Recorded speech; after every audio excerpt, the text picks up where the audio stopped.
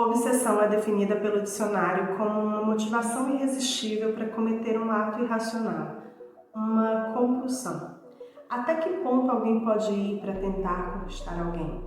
Em que ponto a paixão deixa de ser algo saudável e passa a ser uma obsessão que pode te levar a cometer atos terríveis? Oi, eu me chamo Nelly e sejam todos muito bem-vindos ao Creep On. Esse canal que tem como principal objetivo explodir sua cabecinha com histórias sombrias e misteriosas. No vídeo de hoje nós vamos falar sobre o caso da Cari Fader e discutir sobre a tênue linha que existe entre paixão e obsessão. E aí, meu povo, como é que vocês estão? Tá tudo bem com vocês? Eu espero que sim. Sejam bem-vindos a mais um vídeo nesse canal. Já deixamos meus recadinhos. A gente agora, o Creep On, ele tá disponível em formato de podcast também, tá? Então, toda quinta-feira tá saindo vídeo aqui. Mas a partir da semana que vem, a gente vai ter vídeo 2 vezes por semana, na terça e na quinta. Na terça a gente vai fazer um vídeo sobre alguma coisa curiosa e tudo mais, uma historinha de terror, uma creepypasta, uma análise de filme ou personagem. E na quinta-feira vai ser sempre um caso criminal, então fica de olho, tá? Segue a gente também nas redes sociais, porque a gente faz conteúdo exclusivo por lá, tá saindo praticamente todo dia conteúdo no TikTok e no Instagram, então segue a gente, vou deixar passando aqui na tela. E se você quiser ouvir a gente em formato de podcast, como eu falei, que agora a gente também é podcast, entra aí no seu streaming de áudio favorito, pode ser o Spotify, pode ser a Aurelo, pode ser qualquer um, que você curte ouvir. Se for no Spotify, segue a gente lá, porque isso faz com que o Spotify entenda que o nosso conteúdo é relevante e indique a gente para mais pessoas. E aproveitando a deixa, se inscreve nesse canal, comenta, curte, compartilha. Estamos em busca dos 100 inscritos, tá? A gente está lutando para chegar nos nossos primeiros 100 inscritos. Eu acredito que a gente vai conseguir sim. Então, se você puder compartilhar aí com as pessoas que você conhece, que gostam desse tipo de conteúdo voltado para o terror e também para casos reais, manda o link do nosso canal para essas pessoas. Belezinha, meu povo? É isso. Acho que os recados que eu tinha para dar hoje eu dei, tá? Se vocês ouvirem barulho, gente, vizinhos, Eu queria muito morar no mato, sozinha, isolada de tudo. Mas, infelizmente, ainda não tenho pra isso. Então, como a gente mora em um lugar onde outras pessoas também vivem, vocês vão ouvir barulhos. Eu acho que tem música tocando em um vizinho, tem música tocando no outro. Tinha um caminhão fazendo barulho aqui na frente agora há pouco. Então, se vocês ouvirem algum barulho desse tipo, ignorem, tá? Eu vou tentar tirar na edição, mas se não conseguir, é isso. Então, vamos pro vídeo. Cari Fader tinha 22 anos e ela era mãe de um menino chamado Max. A relação dela e do pai do Max não terminou muito bem e a Cari decidiu cuidar sozinha do filho dela. Ela resolveu que queria dar uma vida tranquila para ele e também com muito amor. Cari, ela teve muitos problemas emocionais e psicológicos, ela sofreu com depressão e também foi diagnosticada com transtorno bipolar quando ela tinha ali mais ou menos 30 anos. Ela lutou muito contra essa condição, e também para que isso não afetasse a estabilidade do Max. Durante o tempo em que ela lutou contra a doença, ela teve vários episódios nos quais ela parou com a medicação, por sentir que ela estava ficando muito entorpecida. Mas, quando ela estava ali mais ou menos com os 37 anos dela, que é mais ou menos quando esse caso acontece, ela estava bem, tomando as medicações dela, com um emprego estável e que pagava muito bem. Por sinal, ela era programadora. E o Max, na época, também estava indo super bem na escola. Ele tinha 14 anos, praticava esportes e os dois eles eram muito, muito próximos e isso é muito importante para a história, tá? O fato dela ser muito próxima do filho dela. A Kari, ela era muito querida pela família e pelos amigos dela. A mãe dela, Nancy, apoiava muito ela, então ajudava muito ela com o Max para que ela pudesse também ter uma carreira, já que ela era mãe solo e apesar dela ser muito próxima do filho dela, ela precisava também dar uma estabilidade financeira para ele. E isso fazia com que ela precisasse trabalhar muito, né? E a Nancy estava sempre ali com ela. Os amigos da Kari diziam que ela era assim, uma pessoa que iluminava o local onde ela chegava. Ela era uma mulher muito bonita, muito atraente e que chamava também muita atenção dos homens. O segundo personagem que a gente vai conhecer nessa história toda é o David Cropper. Ele mudou-se para Omaha em 2012, quando ele tinha se separado da Amy Flora, a mãe dos filhos dele. O David, nessa época, né, fazia muito tempo que ele não era solteiro, então ele resolveu que ia curtir ali a solteirice dele. O David se inscreveu em alguns sites de namoro e a primeira pessoa que ele conheceu através de um desses sites foi uma mulher chamada Shanna Elizabeth Goller, que era conhecida pelo apelido de Liz. A Liz diz para o David que ela era uma mãe solo também, ela tinha 2 filhos mais ou menos da mesma idade dos filhos do David e eles começaram a sair, ele gostava muito da companhia dela, ela era uma pessoa muito interessante, né? Uma pessoa com quem ele gostava de passar um tempo, só que desde o início do relacionamento deles, né, relacionamento entre aspas, o David deixou claro para Liz que ele não queria nada sério, porque ele tinha acabado de sair de um casamento, né, de um relacionamento de anos, um relacionamento sério, e ele queria uma coisa mais descontraída, ele queria sair, queria uma coisa menos, uma coisa mais casual. E a Liz nunca disse que não queria, na realidade ela sempre pareceu gostar da ideia e se sentir confortável com isso. Ainda em 2012, a Kari levou o carro dela na oficina em que o David trabalhava como gerente. E na hora que ele viu ela, ele já se sentiu atraído por ela. Segundo ele sentiu que foi recíproco, mas ele não queria ser invasivo, já que ele estava ali como mecânico e ela era cliente da oficina, então para não parecer estranho a situação, ele não falou nada. Alguns dias depois, ele encontra ela em um dos sites de namoro que ele estava utilizando naquela época. Eles começam a conversar e acabam combinando de sair. O David disse que eles dois se deram bem imediatamente, logo ali no primeiro encontro. Eles conversaram, riram, então ele convidou ela para voltar, né, ao apartamento dele depois do jantar. No apartamento do David, a Kari, ela disse pra ele que não queria nada sério. Que, tipo assim, naquele momento da vida dela, ela queria priorizar o trabalho e o filho dela, então ela não estava pronta para um relacionamento sério. E óbvio que aquilo pro David foi o ideal. Ele estava saindo com uma mulher linda, legal, bonita, simpática, atraente, e que queria a mesma coisa que ele, queria só curtir um momento legal com outra pessoa, sem se prender e sem ter nenhum compromisso sério. Eles ficaram ali no apartamento dele, namorando um pouco, até que o interfone toca, o David atende e é a Liz. A Liz disse que tinha esquecido umas coisas importantes lá no apartamento do David que precisava pegar. O David fala para ela que ele tá com alguém lá, mas ela insiste que era importante, que ela precisava pegar essas coisas. Aí a Kari diz, não, então eu vou para casa e depois a gente se vê. Ok, nesse momento a Kari e a Liz se cruzam, quando a Liz está entrando no prédio do David e a Kari está saindo. Elas se cruzam ali somente por alguns segundos. Mas beleza, gente, vida que segue. Depois disso, o David e a Kari continuaram saindo, né? Chegaram ali aos finalmente também, logo depois daquilo. E eles continuaram saindo, se divertindo, se curtindo.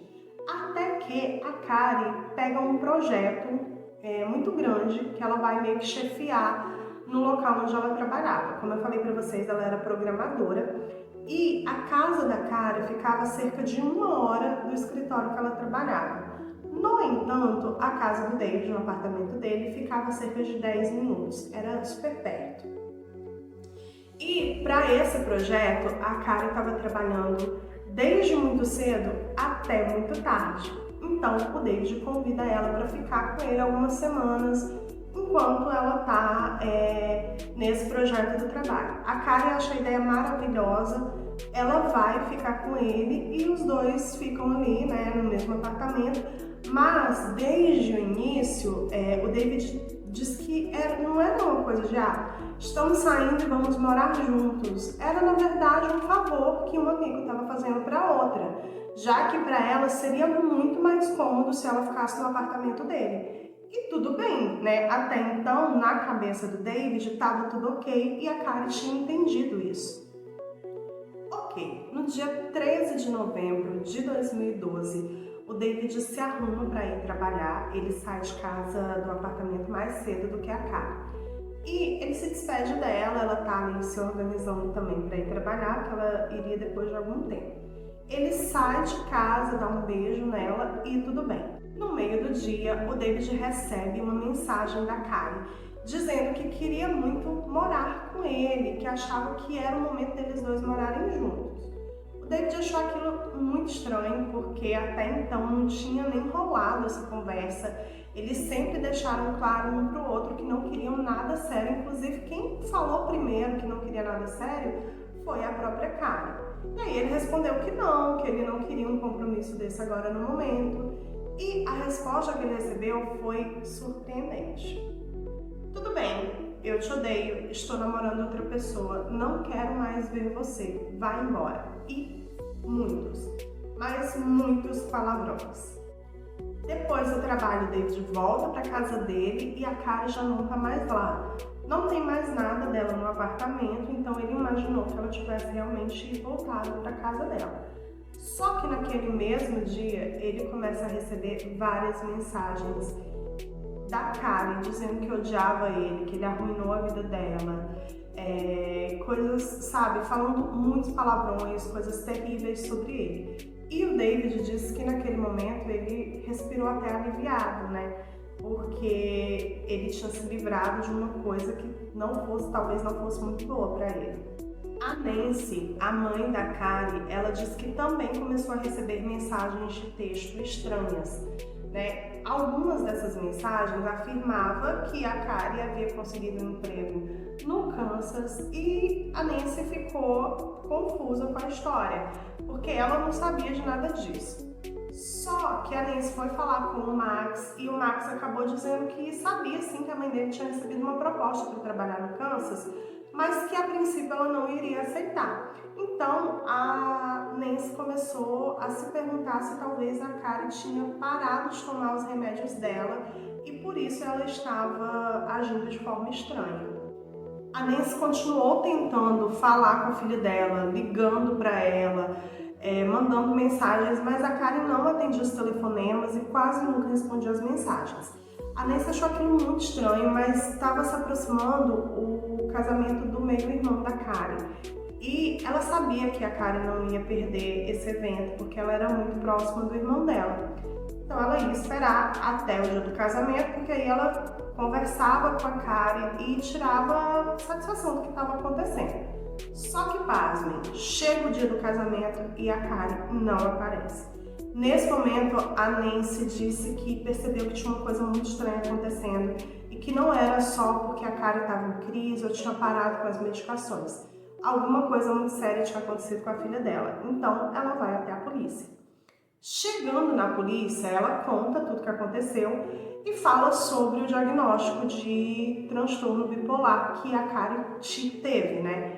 E aí os policiais, eles passam a acreditar que a Karen estava em crise, que ela tinha parado com as medicações e que eles não tinham o que fazer, porque ela era uma mulher adulta, maior de idade. Lembrando que a Karen tinha recebido esse diagnóstico de transtorno bipolar já há bastante tempo e que durante muitos anos ela lutou para ficar bem, para ter estabilidade, para conseguir cuidar do filho dela da melhor forma possível, que era uma relação que eles tinham muito próxima, que eles se amavam muito e que ela sempre deixou claro que a prioridade dela era o Max. Mas, infelizmente, a polícia não levou os apelos da Nancy a sério e simplesmente ignorou as diversas tentativas que ela fez de denunciar o desaparecimento da filha dela. Enquanto isso, do outro lado dessa história estava o David, que continuava recebendo centenas de mensagens de textos e e-mails de assédio da Karen. Algumas dessas mensagens e e-mails falavam: farei o que puder para fazer você sofrer. O David, gente, ele estava sendo inundado com essas mensagens, com esses e-mails, e eram coisas assim terríveis. Ele recebia várias e várias centenas dessas mensagens por dia, tanto pelo celular dele, né, via SMS, quanto por e-mail. E é aí que a Liz chega pro David e fala que também está recebendo algumas mensagens estranhas. A Liz é aquela primeira moça que começou a sair com o David e que tinha encontrado com a Karen uma única vez, na primeira vez em que o David e a Karen saíram juntos, e ela teve que ir até o apartamento dele para pegar algumas coisas importantes que ela havia esquecido lá. E tinha sido um encontro super rápido, de cerca de alguns segundos. E segundo a Liz, ela estava recebendo e-mails ameaçadores, ameaçando ela, os filhos dela, os animais de estimação dela e mensagens assediadoras da mesma forma que o David também estava recebendo. O Dave conta que um dia ele recebe uma ligação da Liz muito perturbada, dizendo que entrou na casa dela e quando chega na garagem tem escrito com tinta spray na parede várias ofensas dela, dizendo que ela era a pros do Dave e outras coisas desse tipo. No final de novembro de 2012, a Liz também procura a polícia para denunciar esses assédios da Karen, e ela acha muito estranho que ela esteja sendo bombardeada também com essas mensagens, já que as duas só se viram uma única vez, por um instante, assim, muito rápido. Enquanto tudo isso acontecia com a Liz e o Dave, a Nancy, a mãe da Karen, achava tudo isso muito estranho. E ela começou a ficar desesperada, porque a filha dela começou a perder mais e mais eventos em família. Passou o Natal, passou o aniversário da Karen, passou o aniversário de 15 anos do Max, que eles estavam planejando já há muito tempo, e a Karen não dava notícias. Vez por outra, a Karen mandava uma mensagem para a Nancy e a Nancy pedia a ela que as duas conversassem por ligação, para que a Nancy ouvisse a voz dela, para que ela pudesse explicar o que realmente estava acontecendo. Mas a Karen se recusava e nunca atendia as ligações da mãe ou fazia uma ligação quando a mãe pedia. O Max também começou a receber ligações, aliás, mensagens da Karen dizendo que estava indo para o Kansas e que iria vir buscar ele, né? Ia até Omaha para buscar ele, mas isso nunca aconteceu. A Nancy estava completamente convencida de que uma coisa muito ruim tinha acontecido com a filha dela, mas a polícia ignorava essas denúncias da Nancy. Eles tratavam a Karen como um stalker, já que eles estavam sempre recebendo denúncias do Dave e da Liz sobre os assédios que a Karen estava fazendo contra eles. A Nancy disse para a polícia que as mensagens da Karen começaram a se tornar cada vez mais maldosas, dizendo que ela era uma péssima mãe, que ela era controladora. E outro detalhe é que as mensagens tinham muitos erros gramaticais, erros de pontuação, erros ortográficos mesmo, e isso não era algo particular da Karen. A Karen costumava escrever muito corretamente. O David conta que os assédios que ele estava sofrendo deixaram de ser somente por mensagens e e-mails e começaram a ficar um pouco mais sérios. Ele disse que em uma determinada ocasião ele estava sentado no sofá com os pés para cima assistindo TV. Ele estava só ali tentando relaxar e tudo mais, e aí ele recebe uma mensagem dizendo: estou vendo você com os pés apoiados, vestindo uma camisa azul. E assim, gente, é claro que isso deixou ele completamente apavorado. Imagina só, você na sua casa, vendo TV e você recebe uma mensagem dizendo que a pessoa tá te vendo e especificando exatamente como você tá e com que roupa você está. É simplesmente apavorante. Em janeiro de 2013, o Dave estava voltando para casa dele depois de um dia de trabalho, quando em um estacionamento ali próximo ao apartamento dele, ele vê um carro que ele acha familiar. Ele se aproxima do carro e aí ele percebe que sim, é o carro da Karen. Ele tinha trabalhado no carro, né? Ele tinha consertado o carro, então ele sabia identificar que aquele carro era o carro da Karen. Ele tira fotos, manda para a polícia, que vai até lá e consegue sim confirmar que era o carro dela e encontra uma única digital no carro. Essa digital não correspondia nem às digitais da Karen e nem a de ninguém, né, que estava envolvido da família dela e tudo mais. E também não existia nenhuma digital correspondente no banco de dados do FBI. Nesse meio tempo, a Nancy, a mãe da Karen, tá desesperada, sem saber o que aconteceu com a filha dela. E aí ela recebe uma ligação de um homem dizendo que viu, né, a Karen em um abrigo para moradores de rua e passando para ela a localização desse abrigo, dizendo que é para ela ir até lá para poder resgatar a Karen. A Nancy vai até o local, mas a pessoa que ela encontra lá não é a filha dela. 6 meses após o desaparecimento da Karen, o Max, o filho dela, resolve enviar uma mensagem para ela no Facebook para ver o que acontece. E ela responde, ela olha para ele e fala: "Ei, homenzinho, como é que você está?" E aí ele faz 3 perguntas para ela, para confirmar que realmente é ela. Ele pergunta qual o nome do meio dele, qual o nome do primeiro cachorro que ele teve e o nome do melhor amigo dele. Essas perguntas nunca foram respondidas. Enquanto isso, né, vocês estão vendo que são sempre 2 polos dessa história. A família da Karen lutando para encontrar ela, sem acreditar que era ela que estava fazendo todas aquelas coisas e achando que tinha acontecido alguma coisa ruim com ela. E o Dave e a Liz do outro lado da história, recebendo assédio incessante da Karen. Nesse período em que esses assédios estavam acontecendo, o Dave e a Liz começaram a se aproximar cada vez mais. Eles já se gostavam da companhia um do outro, e agora eles estavam passando pela mesma situação terrível, e isso fez com que eles se aproximassem um do outro cada vez mais. O Dave conta, inclusive, que era muito comum eles dois estarem na casa dele, sentados no sofá assistindo TV, e começarem a chegar várias e várias mensagens no celular deles dois.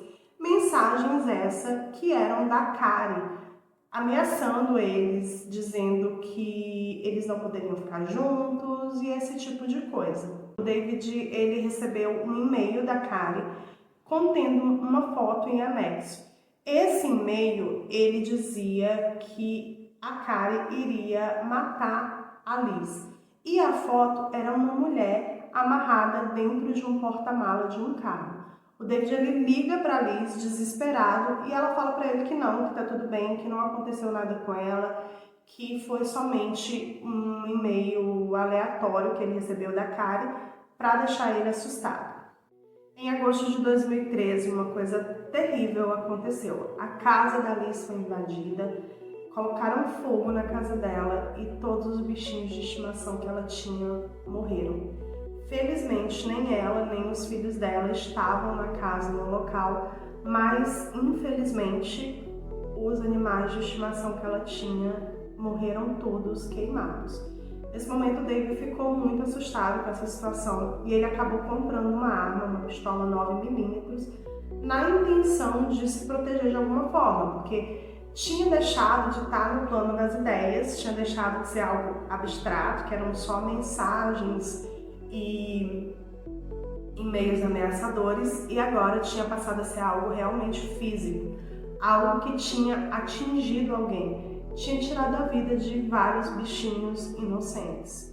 A oficina que o Dave trabalhava também foi vandalizada, e ele sabia que era coisa da Karen, e em janeiro de 2014 ele estava com uma amiga de colégio dele, no apartamento dele, e eles estavam ali simplesmente conversando, batendo papo. Ela tinha ido lá visitar ele, quando uma pedra é jogada no vidro da frente, né, do apartamento dele e quebra o vidro. Nessa altura do campeonato, até a ex-esposa do Dave, a Flora, a Amy Flora, começa a receber mensagens ameaçadoras. Nessas mensagens, não só ela, mas os filhos dela com o Dave também são ameaçados. E aí, gente, o Dave já tava ali pela hora, né? Porque assim, muita coisa aconteceu, já fazia muito tempo que isso vinha acontecendo, a polícia não conseguia chegar a lugar nenhum, a Karen nunca tinha sido encontrada, o carro dela, que talvez fosse uma pista válida, não tinha absolutamente nada que realmente pudesse levar a polícia a ela, e agora não só ele estava sendo ameaçado, mas os filhos dele também estavam correndo riscos. Em 2015, já faziam 2 anos e meio que a Karen havia sido vista pela última vez. O Dave e a Liz continuavam recebendo ameaças e isso nunca cessava. Foi nesse momento que entra em cena 2 novos detetives. O nome deles era Ryan Aves e Jim Dodd. Eles eram detetives ali que trabalhavam naquela região, mas eles nunca tinham trabalhado no caso da Karen. Foi aí que eles acharam interessante o caso, chamou a atenção deles de alguma forma e eles pediram para trabalhar nesse caso.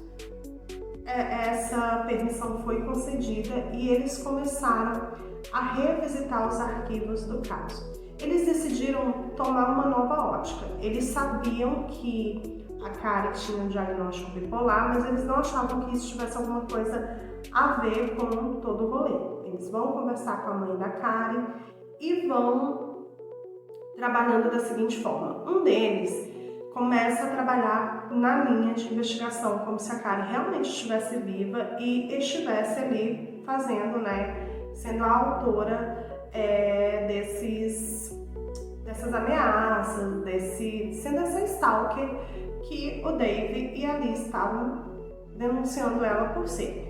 E o outro trabalharia com a linha de que ela não estava mais viva, de que alguma coisa teria acontecido com a Karen naquele dia e ela teria perdido a vida, e que não era ela que estava fazendo tudo aquilo. Ok, eles seguem com a investigação e eles revisitam os arquivos do caso, né, para fazer as verificações. Eles também verificam as contas bancárias da Karen.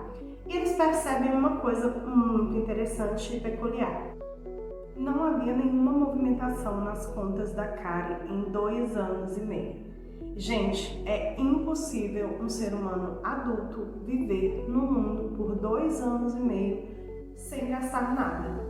Você vai ali na esquina, você solta um peido, você gasta R$100, né? Tô falando aqui da nossa realidade. Imagina só uma pessoa que tá 2 anos e meio, escondida, sabe? Sem contato nenhum com a sua família, sem ajuda financeira de ninguém, que tem dinheiro guardado, porque a Karen tinha um bom emprego, ela ganhava bem e ela tinha uma poupança razoável, ela tinha um dinheiro guardado. E esse dinheiro nunca foi mexido. As contas correntes dela não foram movimentadas durante todo esse período. É nesse momento que os investigadores chegam à conclusão de que era impossível que a Karen estivesse viva. Ela havia sido morta no dia em que ela foi vista pela última vez. Ok, Karen provavelmente está morta, então agora a gente precisa procurar algum ponto em comum nessa história. E aí, os detetives eles percebem uma coisa que ninguém tinha percebido até então. A Liz só surge na vida da Karen depois que a Karen desaparece. Até o dia em que a Karen desapareceu, a Liz não tinha nenhuma ligação com ela. As duas só tinham se visto durante pouquíssimos segundos ali, quando elas se cruzaram no apartamento no prédio, aliás, do Dave, e elas nunca tinham tido nenhum outro contato. E de repente, do nada, a Liz vira uma vítima terrível da Karen, perseguida por ela e stalkeada por ela e vira objeto da sua obsessão. E aí eles começam a perceber que tem alguma coisa muito, mas muito errada mesmo nessa história. Nesse momento entra em cena um cara chamado Anthony Cava. Ele era administrador forense da parte digital ali do gabinete do xerife que estava cuidando do caso da Karen, e ele começa a procurar rastros do IP, né, que estava enviando as mensagens, né, estava enviando os e-mails e tudo mais. Uma coisa, gente, que era muito interessante é que o Dave, ele recebeu cerca de 15 mil e-mails nesse período de 2 anos e meio. Ele recebeu por SMS, por mensagem de texto, aproximadamente 50 mil mensagens. E o Anthony, né, o cara que estava investigando, ele percebeu que o Stalker, ele estava se tornando cada vez mais especializado, sofisticado, digamos assim, nas formas de esconder de onde estavam vindo aquelas mensagens. Mas uma coisa era certa, aquelas mensagens não estavam sendo enviadas pela Karen. Então ele começou a investigar e tentar rastrear de onde estavam vindo todas aquelas mensagens. Porque era óbvio que aquela pessoa, ela estava demandando muito do tempo dela e da vida dela para enviar essas mensagens e para fazer com que ninguém soubesse que era ela. O Dave e a Liz, eles permitiram o download, né, na época lá, quando começou a acontecer os assédios, dos celulares deles para a polícia. Então, todos os arquivos que estavam nos celulares deles passaram para a polícia. E eles fizeram isso de bom grado, não tinha problema nenhum, estava arquivado dentro do processo da Karen. Então, estava tudo ali, todas essas provas que tinham sido retiradas dos celulares deles estavam arquivados, faziam parte do conjunto mesmo de provas da investigação. Os investigadores encontraram uma foto do Ford Explorer da Karen, né, do carro da Karen, no depósito do telefone da Liz, dentro dos arquivos ali que estavam. O que tinha saído do telefone da Liz tinha essa foto. E também incluía metadados que mostravam que a foto havia sido tirada cerca de 1 mês antes da polícia recuperar o veículo. Então, de alguma forma, a Liz, ela sabia aonde estava o carro da Karen. E o que são esses metadados? É como se fossem rastros digitais. Então, através desses rastros digitais, a polícia chegou à conclusão de que essa foto só foi tirada 1 mês antes do carro ter sido encontrado pela polícia. Isso é, a Karen já havia desaparecido. Não foi tipo, em um momento em que a Liz viu a Karen em algum lugar e tirou essa foto. Ou que a Karen enviou para ela. A foto foi tirada do celular da Liz e 1 mês antes do carro ser encontrado. Isso significa que a Karen já estava desaparecida quando a Liz tirou essa foto. Então, como ela sabia aonde o carro da Karen estava? Outra coisa que foi descoberta, né, no download do telefone da Liz foi que 6 ligações foram feitas para a residência da Karen. Elas estava sendo usado o prefixo 67. O que é esse prefixo? É para colocar o número como privado. Então, não dá para você reconhecer que número é aquele quando coloca o asterisco 67. Isso lá nos Estados Unidos, tá, gente? A Liz ligou para a Karen 6 vezes. Ela disse que só conheceu a Karen uma vez, que ela só viu a Karen ali passando no corredor. Então, por que motivo ela teria ligado para a Karen com um número privado? A polícia percebe que precisa realmente investigar melhor a Liz. E eles começam a procurar alguma coisa que ligue ela à Karen de alguma forma e que mostre que ela não está contando toda a verdade para a polícia. Eles encontram no download do celular dela uma foto que havia sido tirada do próprio celular dela de uma mulher amarrada no porta-mala de um carro. Era a própria Liz que estava amarrada no porta-mala do carro e ela mesma tinha tirado essa foto. Aí a polícia fala, temos aqui uma pessoa que está mentindo, que está dizendo que está recebendo mensagens, mas na verdade ela mesma está tirando essas fotos. A polícia vai até a casa da Nancy, né, a mãe da Karen, e fala para ela: nós acreditamos em você. Sabemos que Karen não foi embora por vontade própria, aconteceu alguma coisa com ela. A Nancy fica muito emocionada com isso, porque é a primeira vez em 2 anos e meio que alguém de autoridade, uma autoridade, realmente leva tudo que ela tá falando a sério. E aí ela dá uma informação muito importante para os policiais. Ela diz que cerca de 6 meses depois que a Karen tinha desaparecido, ela recebe uma mensagem da filha dizendo que havia vendido todos os móveis da casa dela para uma pessoa e que essa pessoa iria lá para pegar os móveis, era para a mãe dela deixar a pessoa entrar. Como prova de que ela havia realmente vendido, ela manda um cheque que estava no nome dela, né, direcionado para ela, para Karen, e assinado por uma pessoa chamada Shanna Goyle. E vejam só, pessoas queridas, o nome completo da Liz era Elizabeth Shanna Goyle. Então, eles sabiam que quem havia mandado aquela mensagem para Nancy havia sido a própria Liz.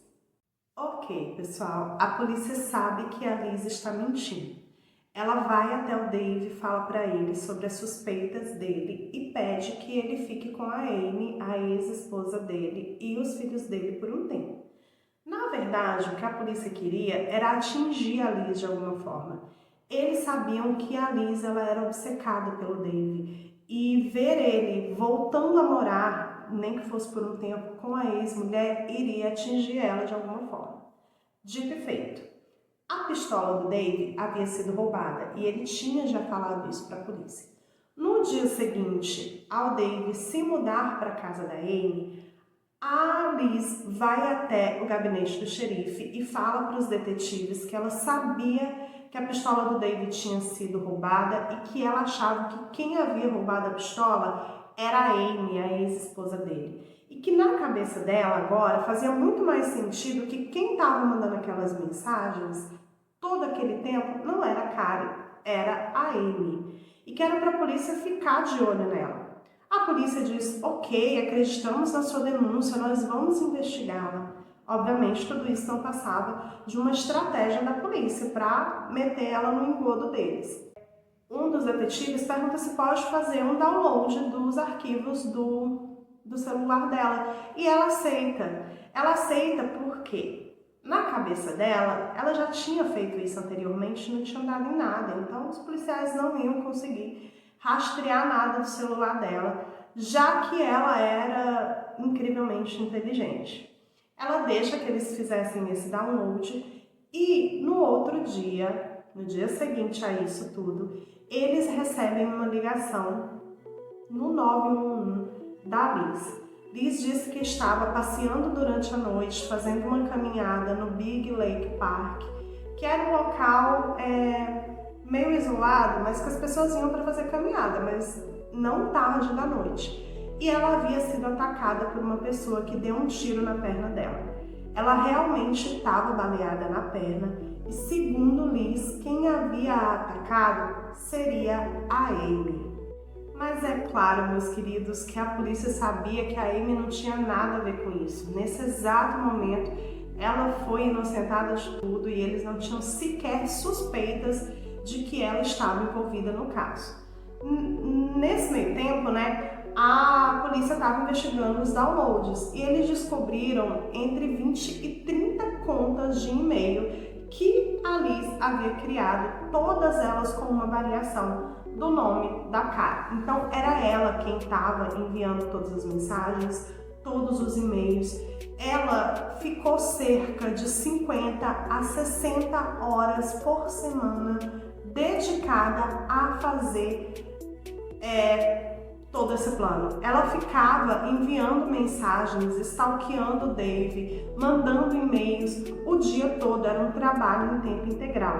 A polícia também descobriu durante essa investigação que eles fizeram no celular da Liz, né, naquele download atual do celular da Liz, que ela estava usando um aplicativo para programar envio de mensagens.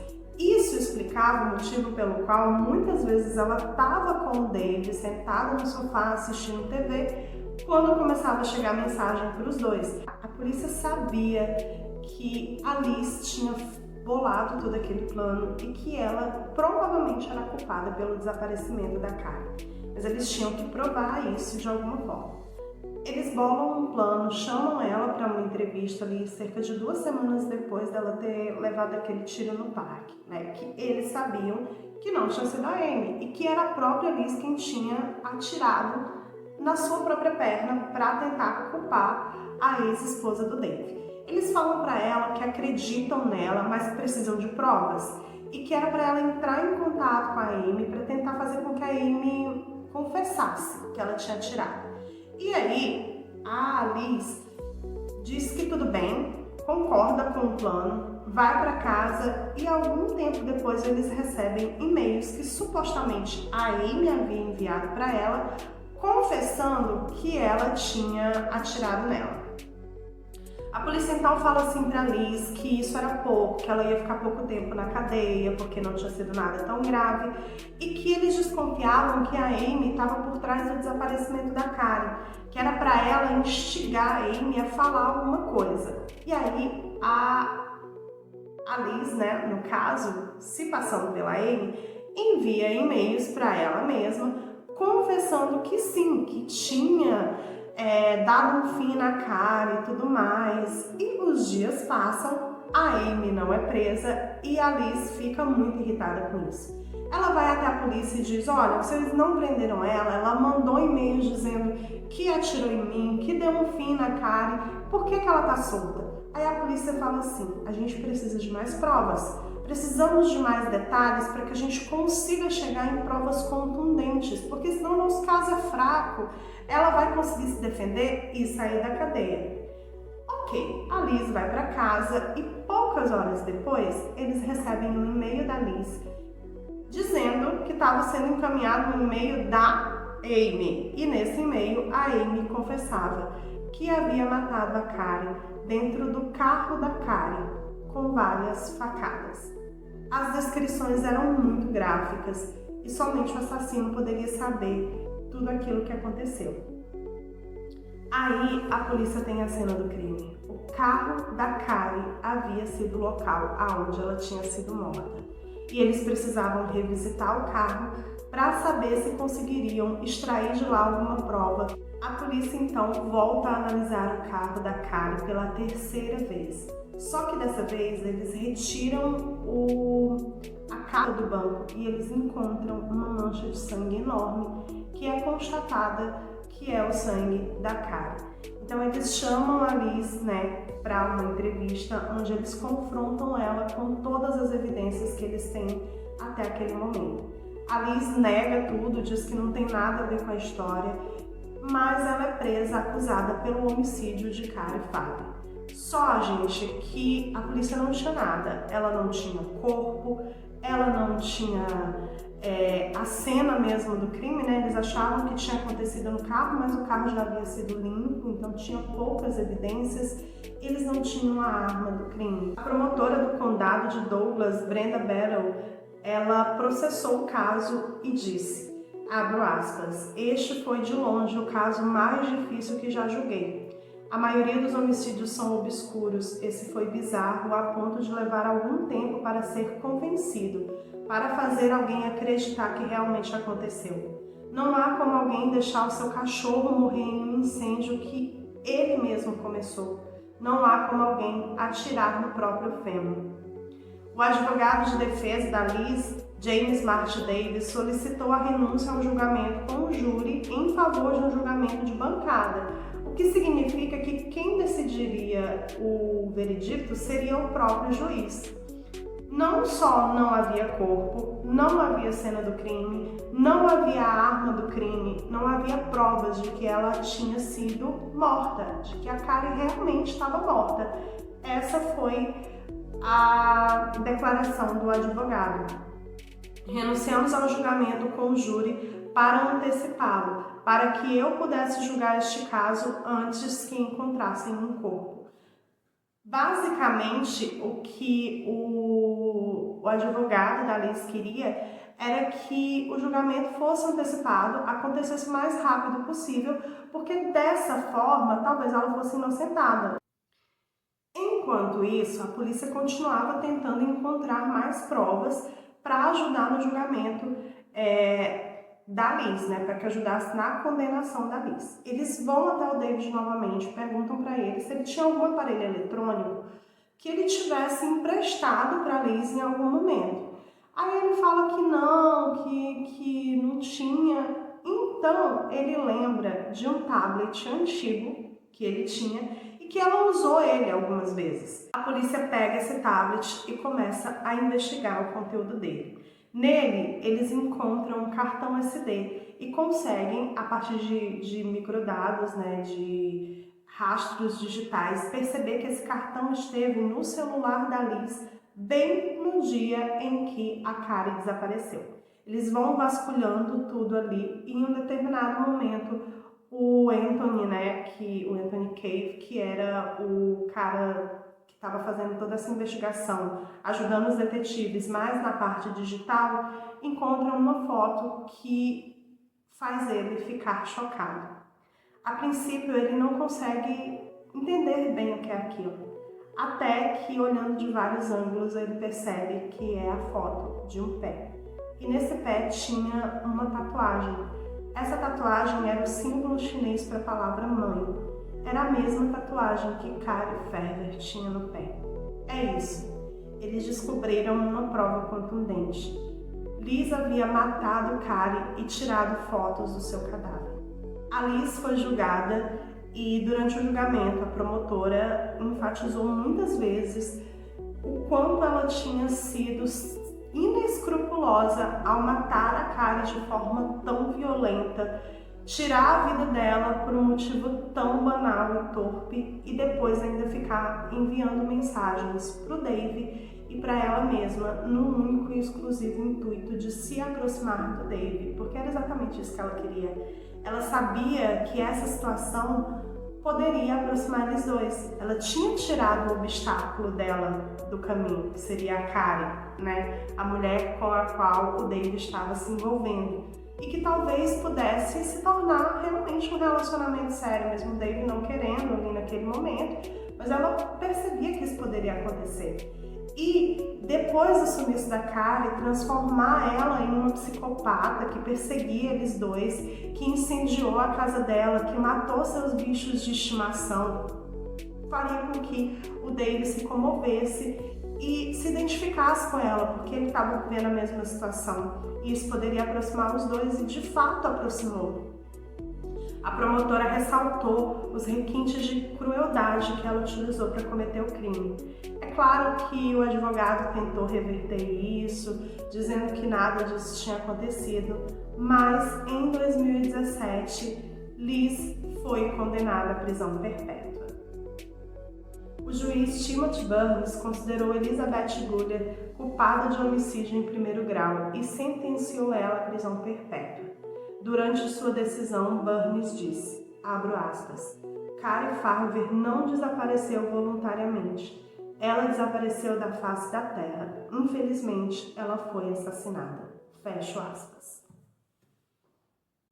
É isso, meu povo. Eu espero muito que vocês tenham gostado do episódio de hoje. Esse episódio ficou enorme, enorme. E eu espero muito que vocês tenham gostado. Um beijo grande no coração de vocês. Se inscreve no canal, ativa o sininho para você não perder vídeo da gente aqui. E até o próximo vídeo.